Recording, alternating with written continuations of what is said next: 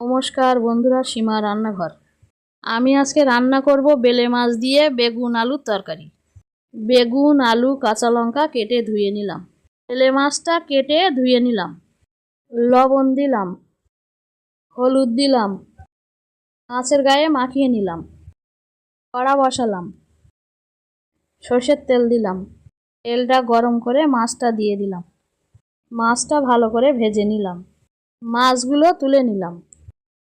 সর্ষের তেল দিলাম, পেঁয়াজ দিলাম, পাঁচ ফোড়ন দিলাম, সবজিগুলো দিয়ে দিলাম। নাড়াচাড়া করে নিলাম। লবণ দিলাম, হলুদ দিলাম, আরও কিছুক্ষণ নাড়াচাড়া করে নিলাম। সর্ষে বাটাটা ধুয়ে জলটা দিলাম। জল দিলাম, ফুটে উঠলে জিরের গুঁড়ো দিলাম। মাছগুলো দিয়ে দিলাম। কিছুক্ষণ পরে নামিয়ে নিলাম। আমার রান্নাটা ভালো লাগলে লাইক, সাবস্ক্রাইব, কমেন্ট, শেয়ার করুন। ফ্যান্টাস্টিক।